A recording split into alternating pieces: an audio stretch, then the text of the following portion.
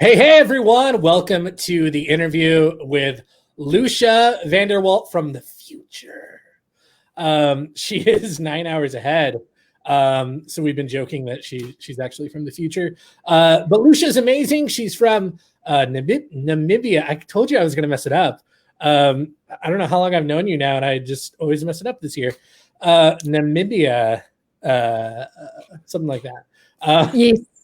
Anyway, Lucia is an amazing human being, entrepreneur, coach, and all around super cool person and mother. And she has decided to grace us with her presence today, and she's going to drop some knowledge on us. So, Lucia, how are you? I'm doing good. It's only 11 at night, so yes, I'm in the future. I'm excited to be here, and I'm excited to share with you guys some of the tips and things that I've learned along the way to hopefully help make your life easier and make you more income in less time. That's what we're here for, living the freedom lifestyle of doing what we want, when we want, however we want. Isn't that?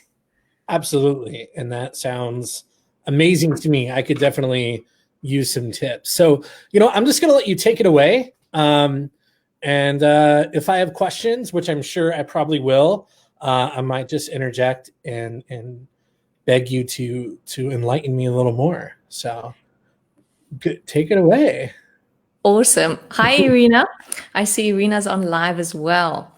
Well, yes, it's been a while, hasn't it? So, I have been an entrepreneur for many, many years. Yeah, I started as a young kid at 10 years old.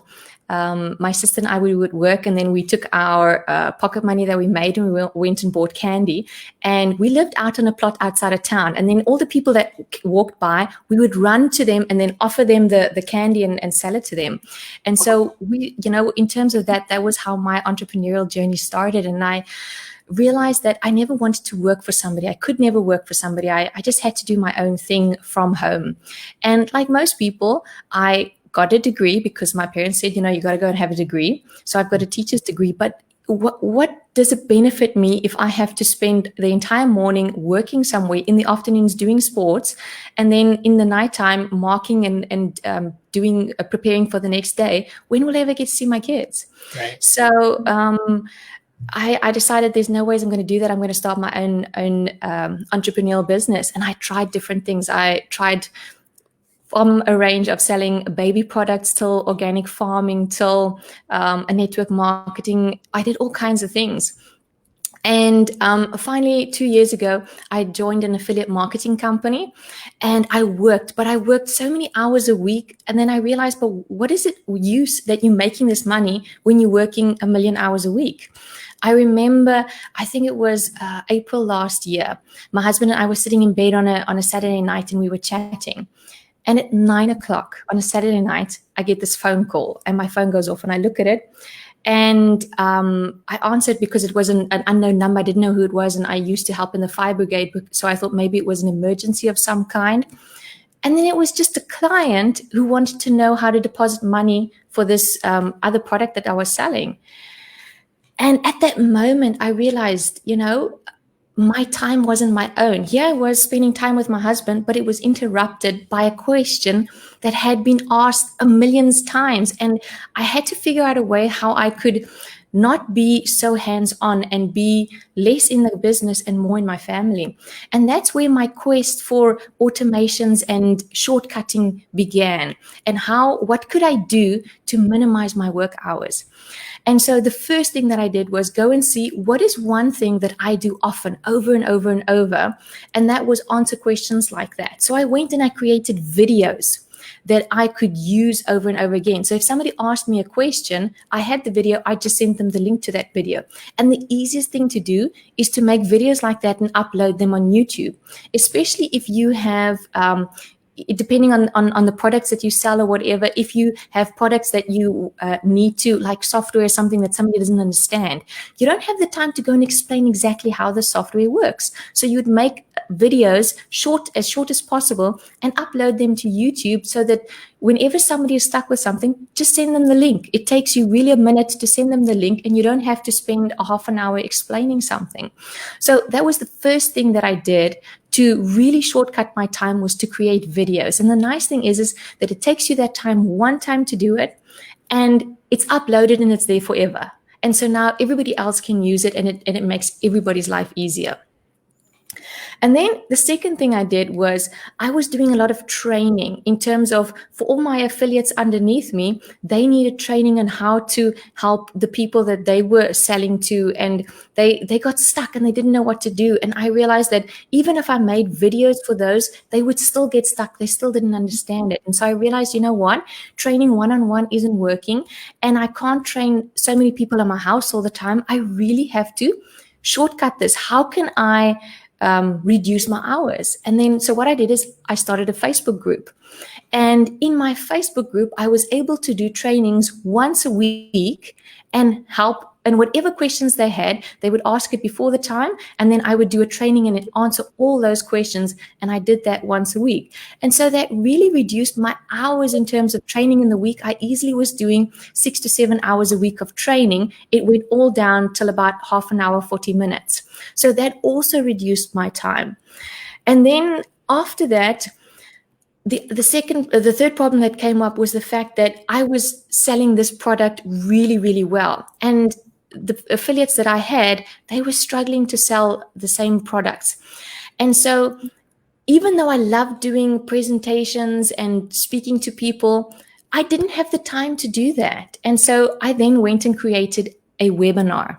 Now, a webinar is pretty much a presentation to sell a product, but the story is there's a specific way of doing that. If you just go and do a presentation and tell everybody about the features and benefits of your product, then it's all good and nice and well, but you're not going to have that good conversion rate. And you want to have that when people watch it, that they really understand you, that they believe in what you sell, and that they can also buy it as well.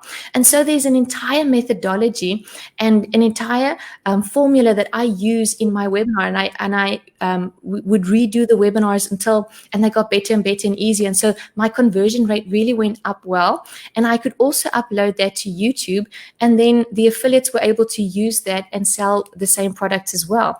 And so that completely reduced more hours of my time. I still now and then, maybe 2 or 3 times a year, do a live presentation on stage, selling on stage, because I love that. You know, having the audience, the feedback and so on is lots of fun. On Facebook, you can see the comments, but the sounds, the people's facial expressions, it's not the same. I mean, you probably know that from your days on stage and the drama that you did. The live feedback of audience. There's like an electricity, you know, you feed off of that energy. Yeah. Yes, completely. And so, like, I don't know how actors enjoy so much acting in front of a camera. Then on stage, it's completely a different feeling. But yes, so in terms of that, I then went and used that and automated that completely. So that removed me from the work and my business in that type of way. And so every time I would keep looking and seeing what is there in my business that I'm doing over and over again that I can either automate with an extension, or I can outsource it to somebody else, or I can do it in a faster way. And so I know in the businesses that we do, whether it's a brick and mortar, whether it's online, whether it's offline, there's a lot of things that we can do that we can automate in a way. The other day I asked in a different Facebook group, what do you automate in your business? And there was one lady who was very upset with me because she said she doesn't automate anything. She outsources it to VAs, and people who don't outsource are taking jobs away from people. And I realized, you know, even though I do automate electronically a lot of things, there's some things I do outsource to people because I do want to create jobs as well. Mm-hmm. But when you're outsourcing everything to a VA, you also limit your things in terms of people, because people also get sick. People also have vacation days and those things. And if everything is dependent on a certain person, then your company can get stuck. It can, you will get stuck and you have to move on. So there's definitely things that you can outsource to a VA, and there's ways that you can actually have people do tests that you can see whether they're going to be a good fit for you or not. You don't have to just take on anybody. So there's a whole process with that as well, and there's different places that you can get somebody to help you out. But outsourcing the same things that you do over and over again definitely makes a difference. And there's also many countries in the world where it's cheaper per hour than in the States. So I know in terms of like in the Philippines, some people actually start in terms of $3 to $5 an hour. And that really makes a big difference in their lives. So when we automate, it can be both physically and mechanically, if I can put it that way. But the other thing about automations is the fact that when we streamline our businesses like that, people think, but what is the use of your business if you're taking yourself out of it, if you're replacing yourself? Now, technically in my business, I only work in that one particular business about 4 hours a week. I'm still a part of it. I haven't removed myself totally.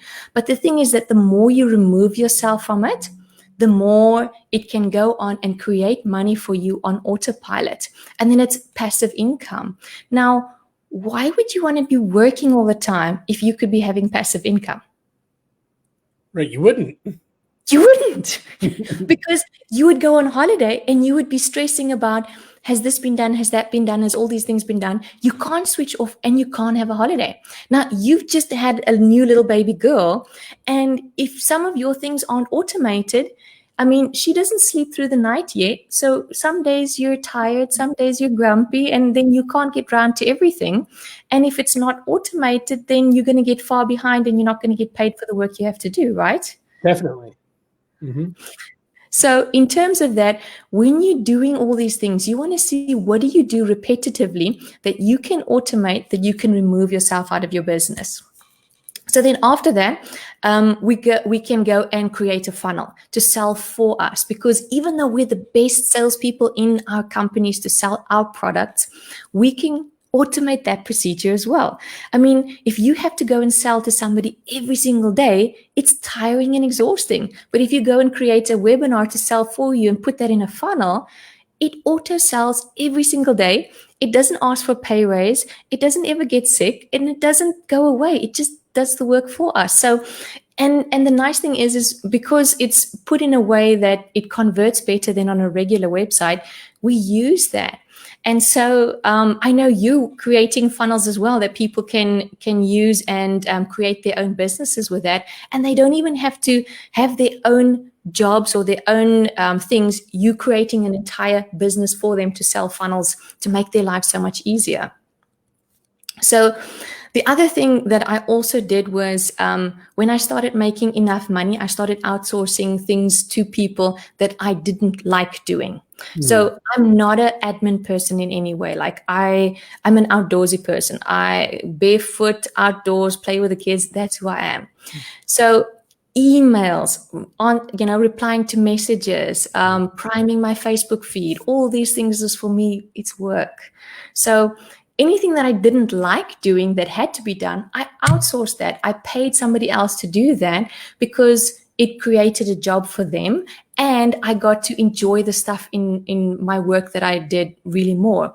Like in terms of coaching, that I'm not going to outsource because I love coaching. I love working with people and helping people. And so, certain things you can outsource, but why did you get into your entrepreneurial job? What did you do that you got in there? And then another thing is to create SOPs for the outsourcing that you do.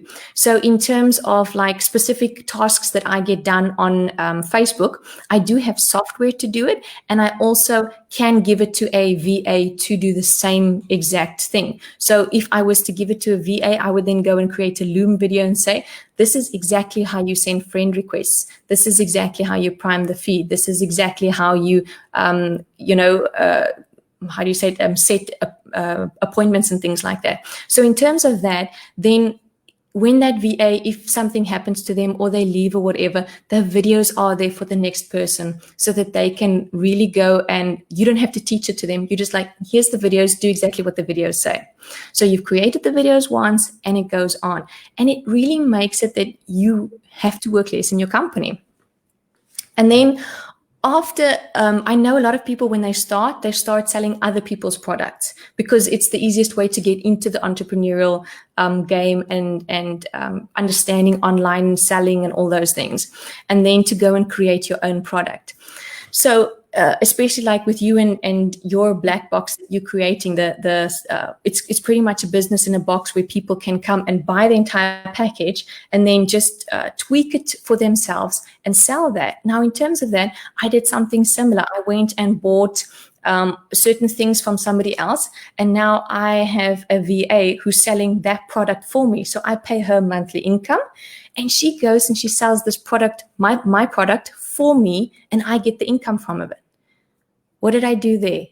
Nothing. So it's the same like with your product that you have.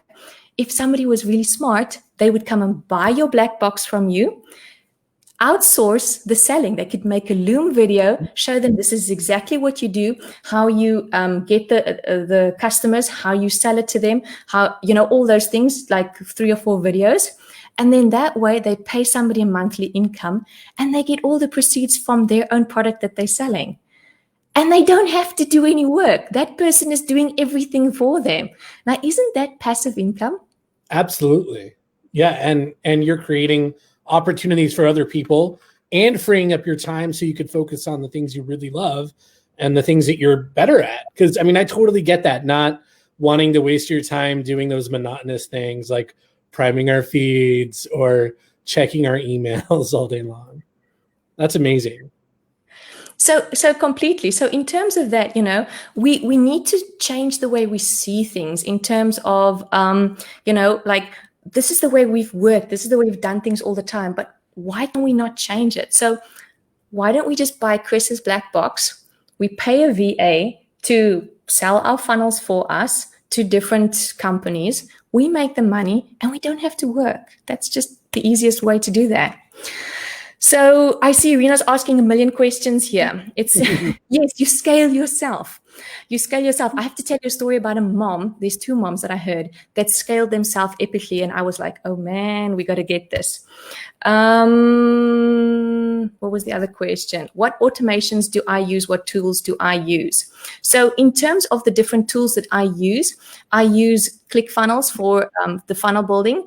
I use, there's different Chrome extensions that I use specifically for Facebook. So when I do watch videos on Facebook, I like to watch them faster. I also use extensions to download videos, especially if I've been to a training and I didn't have time to catch all the replays before they delete them. Then I download all those and watch them in my time. Now, because of a lot of things are in US time and I'm in Africa, I can't watch things at 2 or 3 o'clock in the morning. Then it's easy to download them. Yes. And then I like to upload them to YouTube because then I can watch them faster on the YouTube, that little settings thing. Mm-hmm. And then in terms of that, I got Stealth New that I'm using for deleting and adding friends. And Friend and Foe is great for selling products when you in Messenger, when you're meeting new people. There's another Chrome extension called Happy Birthday that sends people automatically birthday messages that you don't have to do. So there's a lot of things like that that you can use to automate. I know people use like Group Convert, or there's a few others that you can use when people come in to take the emails and automatically put it in a list to add to your emails, your autoresponder and so on. So there's a lot of extensions that you can use to make life easier, or Restream on Facebook so that you can sit one day, do 5 hours of video recordings and then line them up on Restream and then they play out live over the week. What did you do? It took you one day, a few hours, and the rest of the week you don't have to do anything. No more content, no more nothing. It's all done. Right. And what's amazing about that is, I mean, I know personally, I don't want to wait for motivation because motivation is a myth. Like if I wait to be motivated, I'm not going to do anything. But there are those like precious moments where I feel motivated, and I just try to ride that wave until to like to get as much out of it as possible. So recording a bunch of videos in one day is such a smart thing to do, because you may not feel like doing it the next day. Totally. And the other thing I also know is that a lot of people struggle with depression. And when you struggle with depression, you don't know which days of the week that's going to hit you. And you don't know how hard it's going to hit you. And I know I struggled with that for many, many years. And so if you're on a high like that, if you can go and record a number of videos, and even if it means you're cutting some of those videos in half and only putting out like 3-minute pieces on Instagram or YouTube or whatever, on Facebook, on YouTube, you can put the longer ones, but on Facebook to put the shorter ones, then you're still putting out content, and you don't have to work so hard to create all these videos and things. And, you know, when you're having the bad days, it's okay. I line up my Facebook posts on Trello. And then I categorize them in different things, in terms of question posts, in terms of quotes, and all those kind of things. And so on days, and then I still need to create story posts though, so that for those days that I don't feel like working, I can just go and copy and paste from my Trello board onto Facebook, and I don't have to think, and it just makes life so much easier. I mean, why make things hard when it can be easy? Right. And so all these little things that I've done has really freed up my time. That on one business, I really work only 4 hours a week, because I've automated in terms of that. I have outsourced, and I've really made things that I don't have to do all the work. And so it definitely makes it easier. And then the last thing in terms of outsourcing is that sometimes when we have a product that we really love and that we want to sell it, but it's hard to sell, it's easier when we create JVs in terms of having other people sell it for us.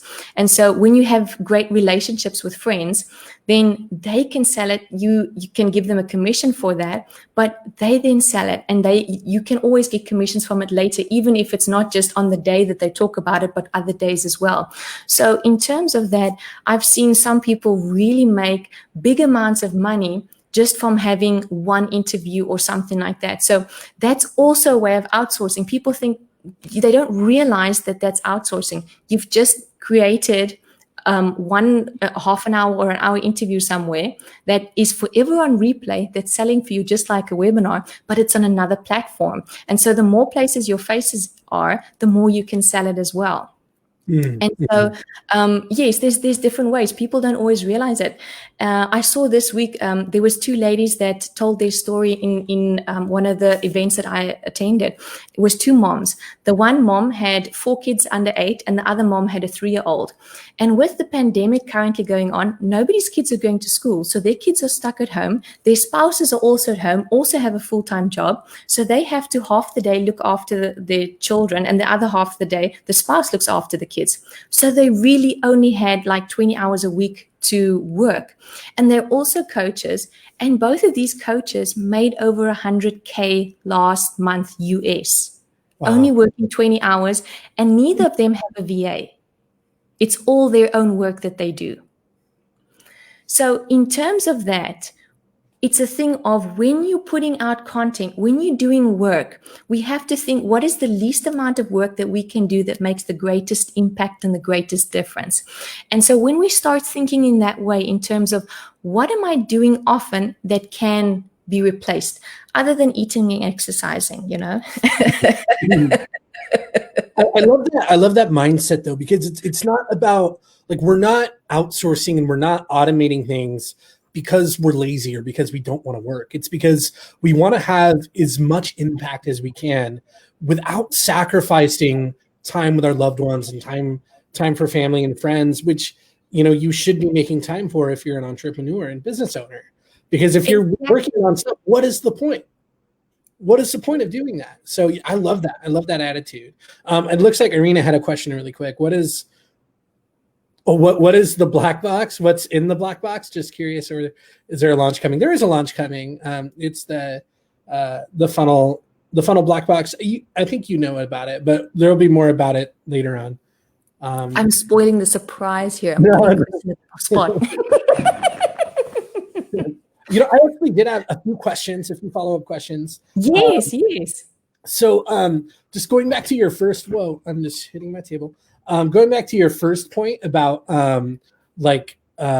recording videos.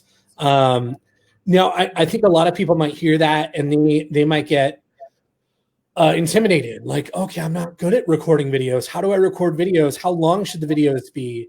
What do you recommend? Like, I know personally, like, I'm not good at video. So, if this was me a couple years ago and hearing, oh, you need to record videos, I wouldn't even know where to begin or what I should do. Like, do you have any thoughts on that? Okay, so in terms of that, all of my videos that I started didn't even have my face on it. Mm-hmm. All that I went and did was I would do screen recordings of specific things that they had to go and click. So it was click here, click there, click there. If they wanted to register, or if they wanted to put money in or take money out, or, things like that, they needed to see how to do that. And I did that. And then other things where I was doing trainings, I would create PowerPoint slides. Now, these aren't even fancy slides. It's just white PowerPoint. And then I would go to Pixabay and take a picture and put that on the slide. No words, no nothing, just a picture from Pixabay on the slide. So they would see the video would be a PowerPoint of pictures with my voice. That is what I did. That's how I started. Only much later, people would start seeing my face. So in terms of that, it's much easier when you start videos that you don't have to see your own face. I know it's very hard for people to hear their voices because when you speak, you hear the inside of your voice. And when you hear your video, you hear the outside and it sounds different. So in terms of editing it, it gets a bit difficult and hard. And I know some people have to write out a full script and read that when they're making videos. And I also started that way, but the more videos you do, the easier it becomes in terms of that you don't have to read off a script. You just need bulletins and then you can talk and flow like you normally do. So that's the easiest place that I would suggest to start, is to do, screen recordings of either PowerPoint or of something that you have to demonstrate and show. You don't have to show your face. Absolutely. And, I don't ever script videos anymore because even when I screw up, and I screw up a lot, it just shows that it's authentic and real, and you don't need to be perfect because people aren't going to care. The difference it's going to make is going to be so minuscule that you shouldn't waste the time to be perfect. And there's lots of awesome softwares to record with it. You don't have to pay for. Loom is a great one. Screencast-O-Matic is great. There's a lot of stuff out there. So I would just encourage anyone, don't be intimidated by that. I had another question. You talked about transitioning from that one-on-one training to that group training in your Facebook group. And you would do a once a week training, but beforehand people could ask questions. Now, did you just have a simple post or a Google form? Was there a deadline? You have to have the questions in, 48 hours beforehand or 24 hours beforehand, and then would you research those answers? I'm just curious what your methodology was, because sometimes as a coach, we don't have all the answers, and that could be intimidating. That could be scary. People are paying to learn from you, to be guided by you, and if you don't have an answer, it could create some serious imposter syndrome or doubt. So I'm just wondering what your methodology behind that was.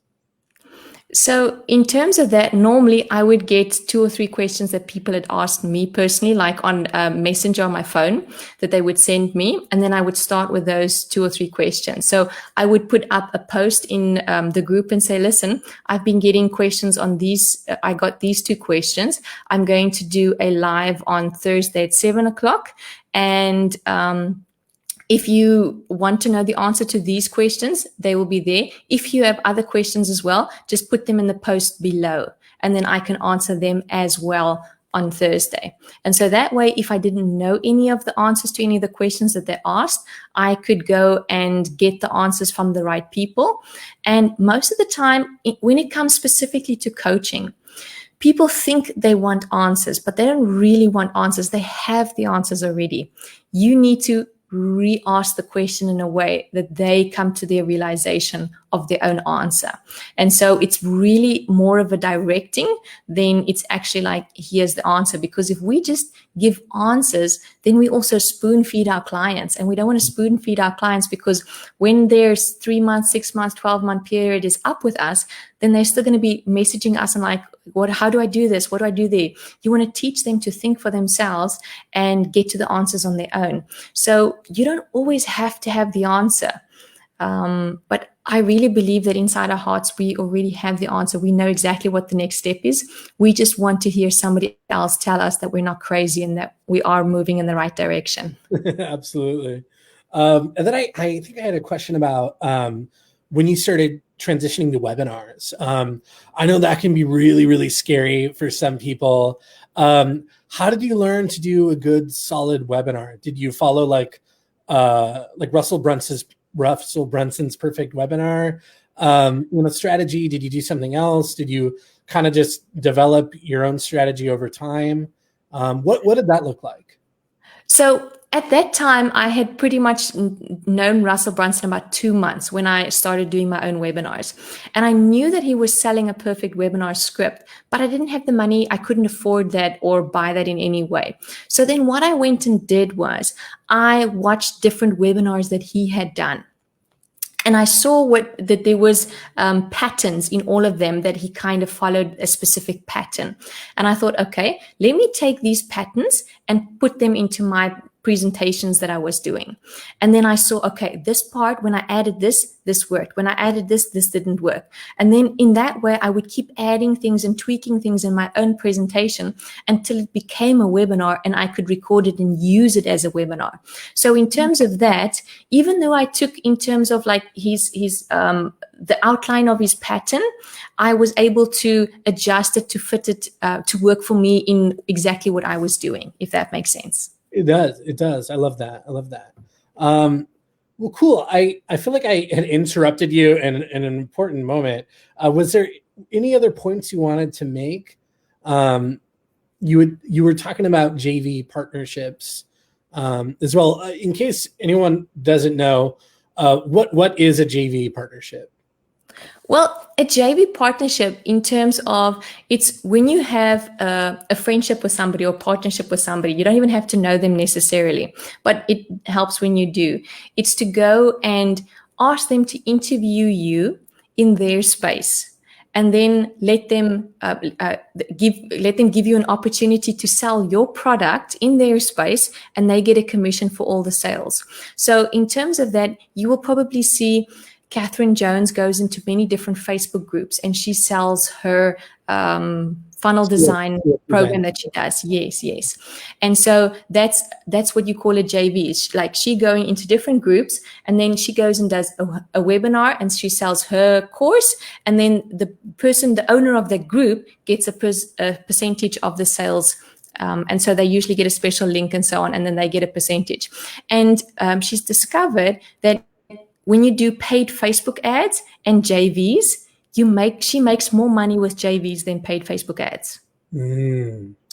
That's interesting.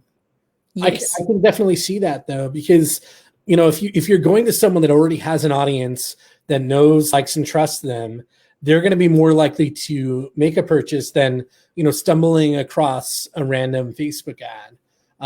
That's really cool. That's good to know. So yes, Facebook ads is another way of automating because you can scale that way. But JVs is definitely, it doesn't cost you anything. It costs you an hour and a half of your time to go and do a presentation, and then you make money in that audience. That's really what it is. So in terms of making money online, your partnerships, your friendships, and your network is worth so much. I had another question that I just thought of. You talked about I think you had said something about another product you recently acquired, and you are outsourcing it to someone to sell. Now, does that person make money just based on commissions, like from the sales that they make, or do you also pay them like a salary or an hourly wage on top of that? So I offered that in two different ways to different people. One person is getting a fixed monthly income from doing that. So her job is to send out 20 emails a day. And then the other person that I've sent it to, they get a fixed percentage on how many sales they do. So whether they do 1 sale a week or 10 sales a week, it doesn't matter. They get a commission on how many sales they do. So it depends on the person, because some people can't handle the risk of they don't like the income going up and down, and other people love that kind of risk because they know they can make far more money that way. Okay, yeah. Have you noticed if one, like, so you have 2 VAs right now doing that? Does the commission-based person or the hourly-based person make more sales, or do you not want to share that information? So in terms of that, I haven't actually, they haven't started that. I haven't finished it completely. I'm almost done with it, and it'll be done this weekend. And so they'll start Monday on that. And so I should be able to tell you by the end of next week what has happened. That'll be really interesting to figure out. Yes. I love that. All right. Is there any other tips about automation that we should know? The biggest tip is what goes on in your mind, in terms of people get stuck, they get so overwhelmed, not knowing where to start, what to do. And then they just run away and hide. And that's not what we want. We want you to have really a life of freedom, to have the abundance in every area of your life. And so in terms of that, my biggest tip is to start with one thing. Look at your business as a whole and see what is one thing that you do over and over and over again that you could automate. Start with that. And then after you've done that, go on to the next thing. Otherwise, you'll never start automating in any way at all. Or you're going to buy like 20 different Chrome extensions and not use any of them. And they all cost a monthly fee, don't they? Absolutely. Yeah, those add up. Yes. So leave those and start with what you can do, and do one at a time. And especially when it comes to all these extensions, and if you have to pay with them, start with one extension. And once you've got it down, then you go to the next one. Because especially when you get in the online space, shiny object syndrome is real, and it costs money. Yeah, it does. It's so distracting too. Besides the money, it's going to totally derail you from what you had your mindset set on. Yeah, it can be really frustrating. So I don't want to take up too much more of your time because it's getting closer to midnight where you are. But we had kind of talked briefly before this, and I had asked you if you had some sort of horror story from your entrepreneurial journey that you maybe like to share, because I know we kind of all have them, and hearing them kind of gives us all hope, like that we're not alone. So did you have a story you wanted to share? Yes, I do have a story that I will share. I just see, though, before I do tell it, Irina said Google Ads is also cool. It's much cheaper than Facebook ads.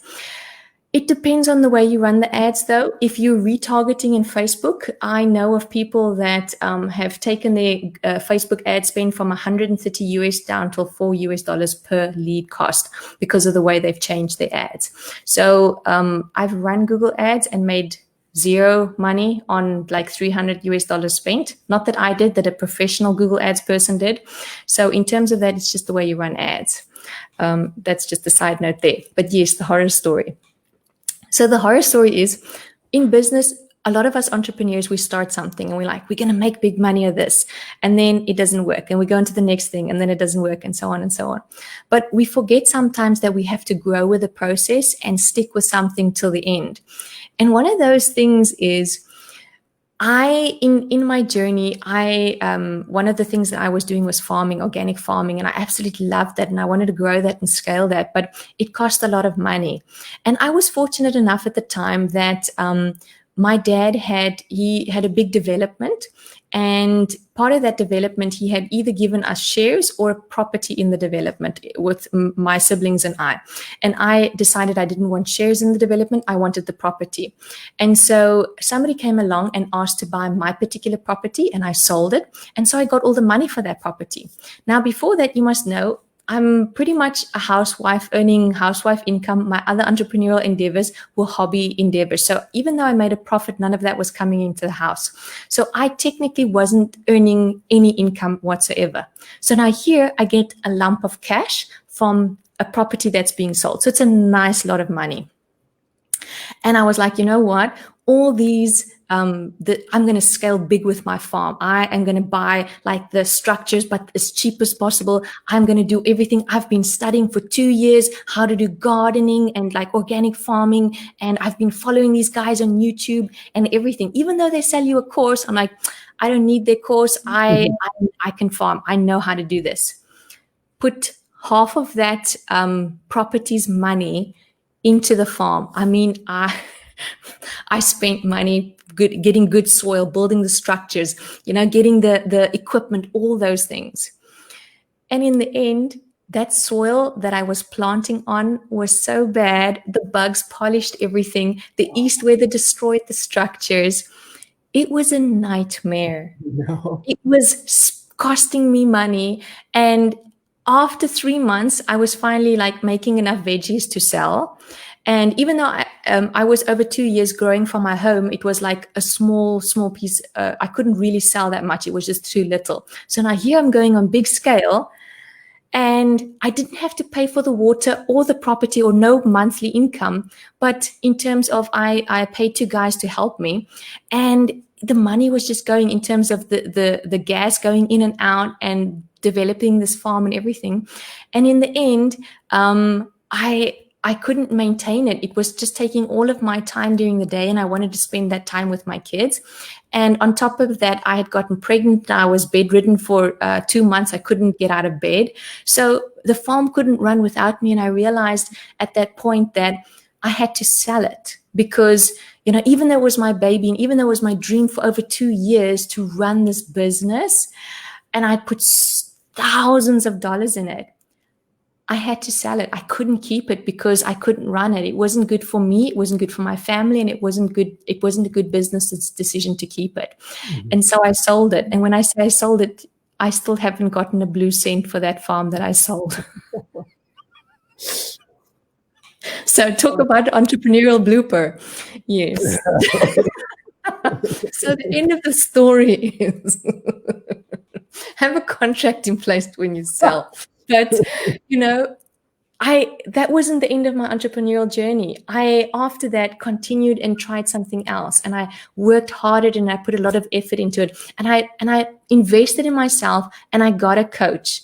And that changed things, and it made me far more money. I mean, my husband has 3 jobs, and I make more money than he does, working 4 hours a week in my one business. So in terms of that, if we stick to something and we really invest in ourselves and put in the work and the effort, it will change, it will turn around, and you will make a success of it. You truly will. I love that. That's really inspiring. Thank you, Lucia, for sharing that. And I'm glad you didn't let that stop you.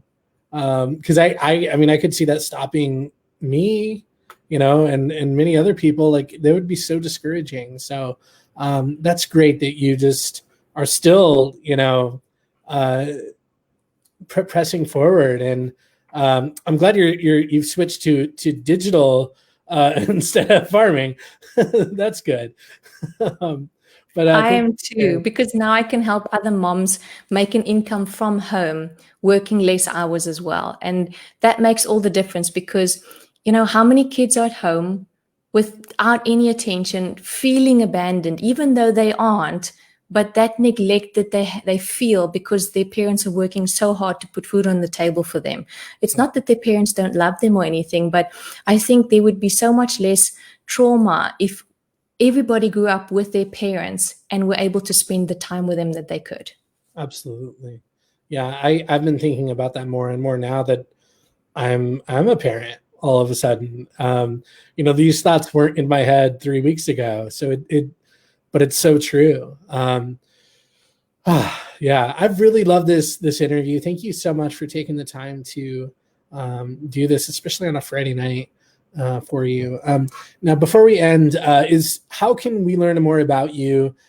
Is there any offers you have that you would like to present to us that people can take advantage of? How do we learn more about Lucia?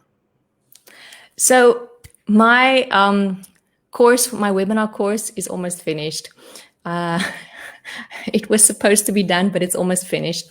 But I will be doing trainings in my own Facebook group next week in terms of mindset specifically. A lot of people have asked me, especially now with the pandemic and so on, life has just gone pear-shaped in every single way. And how do you get that motivation and drive to continue and get started? And so I will be doing a training on that next week in my Facebook group, Abundant Moms.